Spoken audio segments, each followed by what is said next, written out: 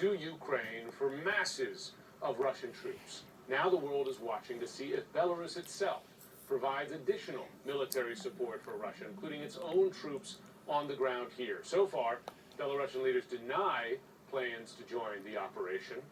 That said, we know Belarusian leaders very close to the Russian president. I'm joined now by the Belarusian opposition leader, Svetlana Tsikhanouskaya. Svetlana, nice to see you again. Hello.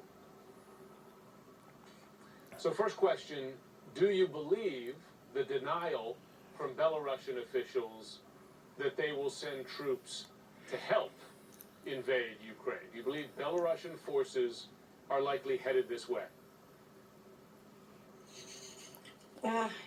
Belarusian regular troops might be sent to Ukraine in next few hours or days. We don't know.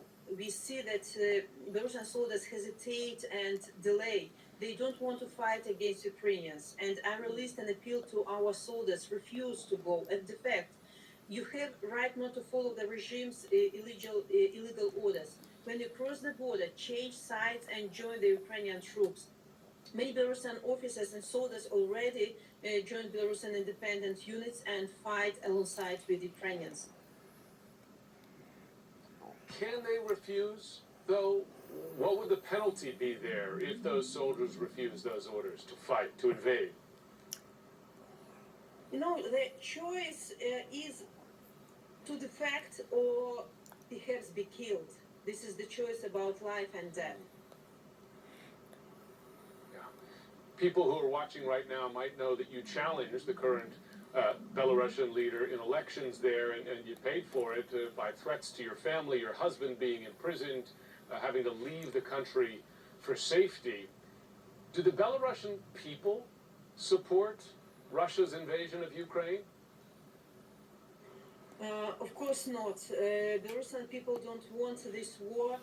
We have never been aggressors through all our history, and especially aggressors against our brothers Ukrainians. And Belarusian people are against the war, and Belarusian people already fight in Ukraine. Belarusians have already formed at least 5 military units to defend Ukraine, and many works as volunteers in Ukraine and Poland. And last Sunday, up to 1,000 people protests against war in Belarus. Their resistance take also many forms, like our partisans block roads and disrupt the Belarus railway system so that trains and military vehicles cannot be moved. They report on the movement of military vehicles, on the launching of warplanes and missiles, against huge cyber attacks on the state institutions controlled by Lukashenko regime. So people want to show Ukrainians that we are on your side. But we have to fight against regime and simultaneously fight against this war. You have an experience yourself, personally, of Vladimir Putin. Lukashenko is, in effect, Putin's man in Belarus. You know what he's capable of.